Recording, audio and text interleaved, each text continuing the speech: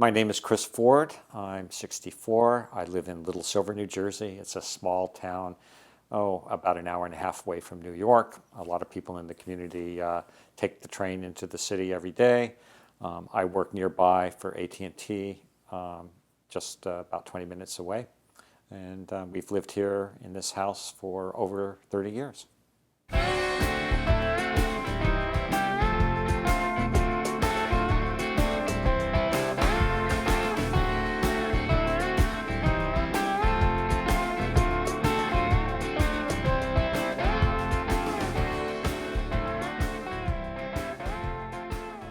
Well, I've been a Hillary fan for quite a long period of time. Voted for her in the primary against Bernie Sanders. And that's despite the fact that when she was running against Obama, I did vote for Obama. And it wasn't because I disliked her at all. It's just I thought that he would be a stronger leader. Plus, I think it was really important to elect an African American for the first time. But now I think it's equally as important to elect a woman for the first time. And since that time, she's had so much more experience as Secretary of State. She's had so much government experience as First Lady, as Senator, as Secretary of State, plus all of the going around the country talking to people that she's done. I think Obama said there isn't anybody that's more qualified than she is, and I think the First Lady said that, and that's true of Bill, and it's true of Barack. So I think she's very qualified and can really work to solve a lot of the country's problems. What do you tell people who say she did many things wrong? It's like they have to scrape the bottom of the barrel to find something to really complain about. So I mean, obviously Benghazi was a tragedy, but it was a mistake. I mean, they kept trying to make it there was some sort of conspiracy, or she purposely neglected them or anything like that. And all of the evidence has shown that that wasn't the case. Same thing with the email server. I think she does value privacy. She's probably not the most technologically sophisticated person in the world, so that seemed to be the easy thing to do. And I think it's very hard for her, like most people, to admit that she made a mistake. And so to me, the Republicans have taken what are legitimate mistakes and made them into much more than they are. And as a result of that, they sort of lose any kind of impact. And when you compare them to what Trump has done in all of these areas, to me, it's just like night and day. So I get sort of frustrated when people keep bringing up Benghazi, when there's no there. There's not a. It was a mistake. It was an honest mistake. I'm sure if she could do it again, she would do it differently.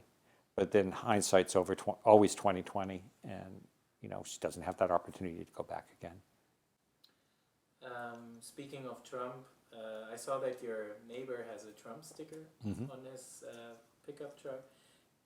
How is it to live by or with Trump supporters?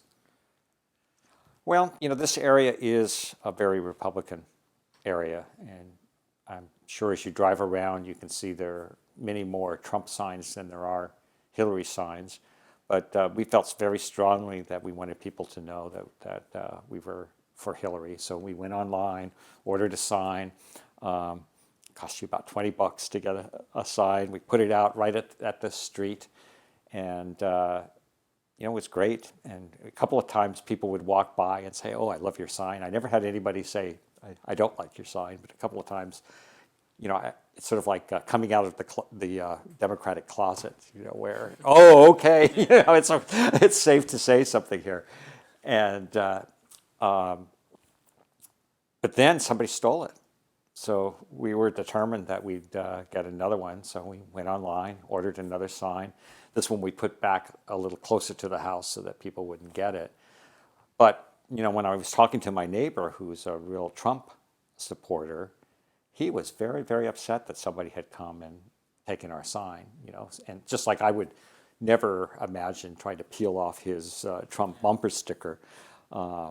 and we had a conversation where we both said one of the things that we like about being American is that you can have a situation where you really disagree with somebody politically, but they still can be good friends of yours, and you can have a lot of mutual respect. And I think particularly when you know the person, even though you might have really, really profound political differences with them, you can overcome them, and you can usually find an area of agreement and support, mutual support. What are the issues like you dislike in the Trump campaign and maybe like in the Clinton campaign? Well, I think what I find very disturbing about the Trump campaign is its sort of inherent racism and blaming of other people for what's going on. So I think the fundamental message that he has is America is terrible right now. And when you peel the onion back, for him, the reason that it's terrible is because black people and brown people have started having power in the U.S., and he finds that very, very threatening. So his definition of making America great again is by sort of putting minorities and women, quote, in their place. And I just find that really repugnant, that somebody could be appealing to, the worst in people, their prejudice, their hatred of other people, or their inability to see that if somebody else is rising, doesn't necessarily have to be at your expense. So he's very much us versus them.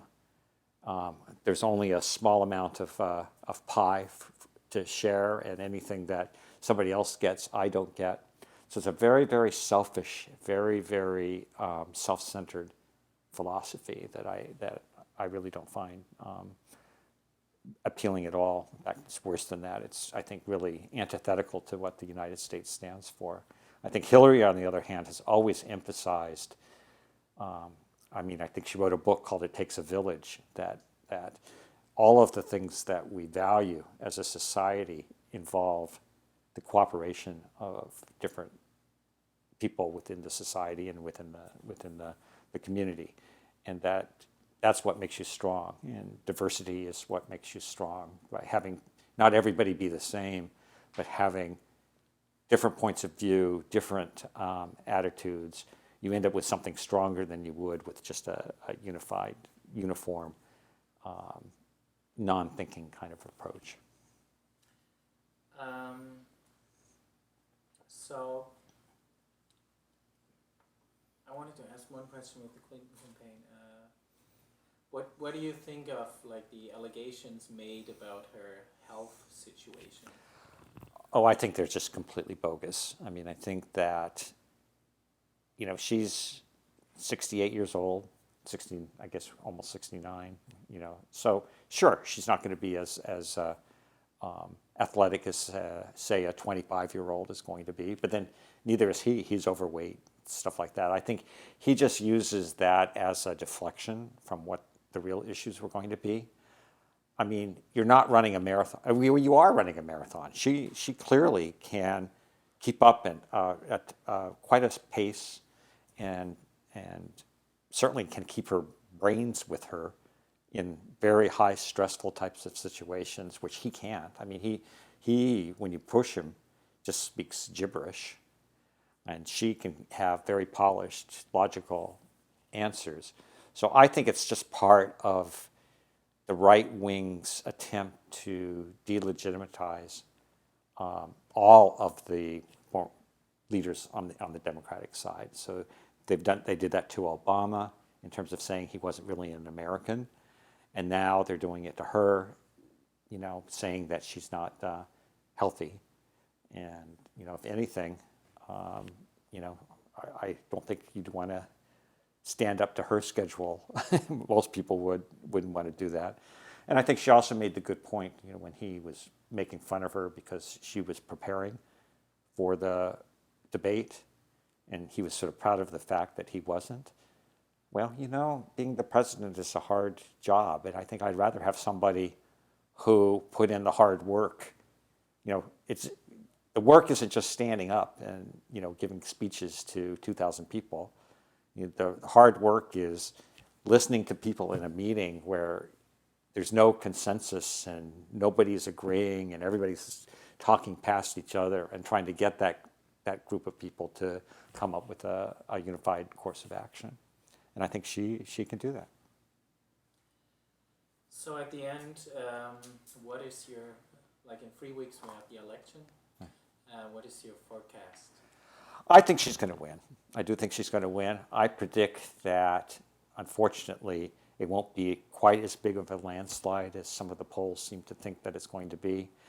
I really, really hope that she wins pretty big, and that what's almost more important too is that the Senate goes Democratic, because there was just things today about how the Republicans are already making noises that no matter who she might put up for Supreme Court or anything that she might propose, that they would block. So I think if we can, I know the polls are a lot shakier in terms of the Senate, but I think when you have this many polls saying that she's likely to win, I'm cautiously optimistic that that's going to be the case.